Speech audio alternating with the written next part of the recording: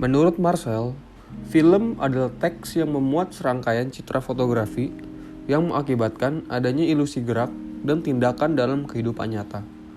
Film juga bisa diartikan sebagai salah satu bentuk komunikasi yang berbentuk audiovisual yang digunakan untuk menyampaikan pesan kepada suatu kelompok orang yang menonton film itu dengan harapan bisa mengubah suatu kehidupan nantinya.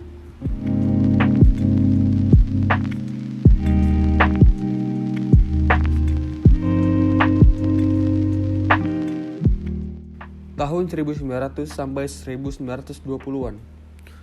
Banyak sumber yang mengatakan bahwa film masuk ke Indonesia ada dua hal. Film masuk ke Indonesia pada tahun 1900, pada saat itu, film ditayangkan di bioskop yang terbagi menjadi 3 golongan, yaitu golongan khusus untuk Eropa, kelas menengah, dan kelas bawah. Film dikenal dengan sebutan gambar hidup, yang dimana film ini dibawakan oleh pedagang Cina. Dan beberapa sumber mengatakan bahwa pada tahun 1924, masyarakat Indonesia disuruh untuk menonton film Cina untuk pertama kalinya.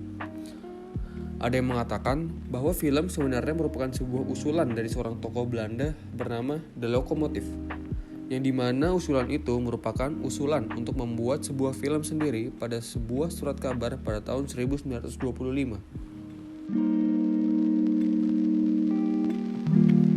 Tahun 1926 sampai 1930-an.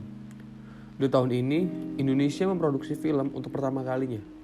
Dan film pertama yang ditayangkan adalah Lutung Kasarung, yang dimana film ini diproduksi oleh dua orang Belanda, L. Heuvelrop dan G. Kruger.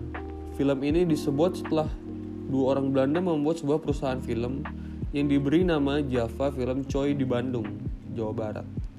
Produksi filmnya kemudian berlanjut dibuatnya film yang berjudul Eulis at Chip pada tahun 1927.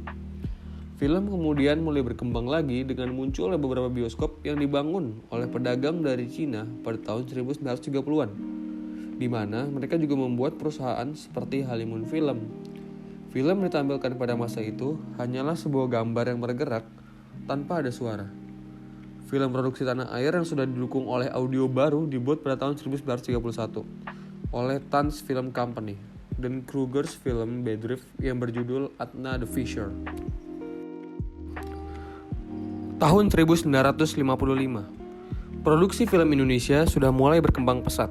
Dengan banyaknya film yang diproduksi dan jumlah bioskop ada masanya.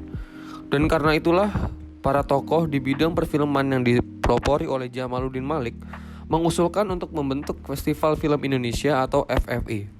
FFI dibuat dengan tujuan agar mempopulerkan film Indonesia dan memberikan penghargaan kepada orang yang berpartisipasi dalam dunia sinematografi. FFI pertama kali diadakan pada tanggal 30 Maret sampai 5 April tahun 1955 sebagai hasil dari pembentukan Persatuan Pembentukan Festival Film Indonesia atau PPFFI. Tahun 1960 sampai 1970-an. Pada tahun 1960-an, perfilman Indonesia mengalami kemunduran karena kondisi politik yang sedang memanas dan ruang gerak seniman film itu terhambat dan terbatas.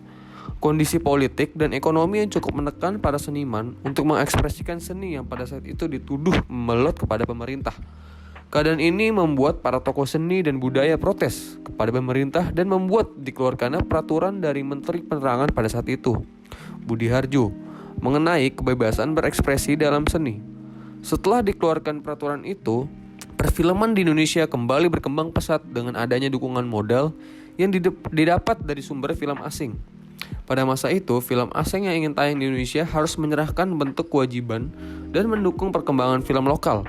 Kebijakan baru itu tidak sepenuhnya berdampak positif, tetapi ada dampak negatifnya, yaitu karena meningkatnya kuantitas film, kualitas film tidak terlalu diperhatikan karena terjadinya overlapping dalam pengerjaan tugas.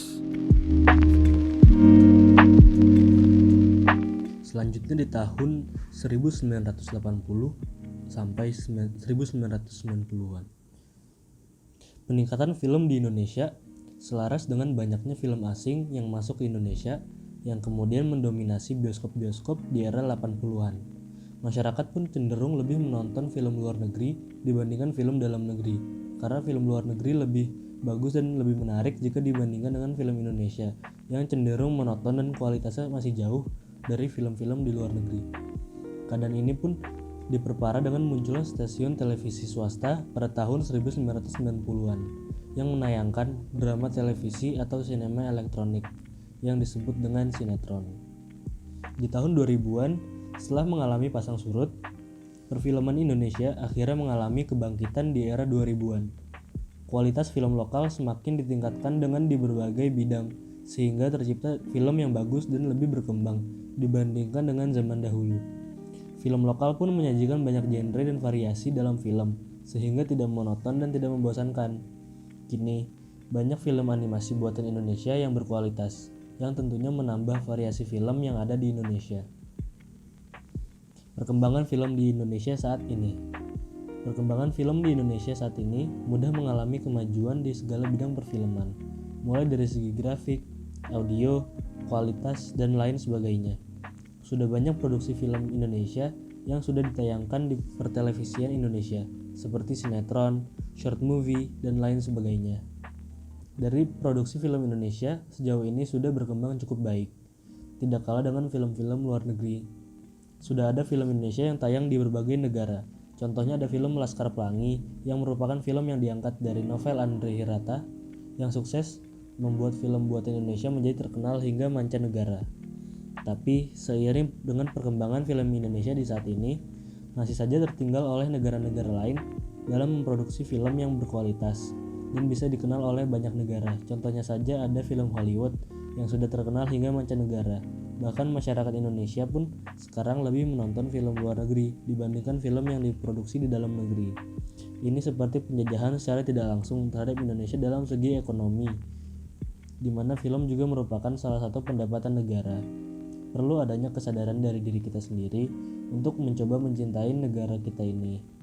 Salah satunya adalah menonton film lokal yang dapat membantu perekonomian negara. Terima kasih, sekian.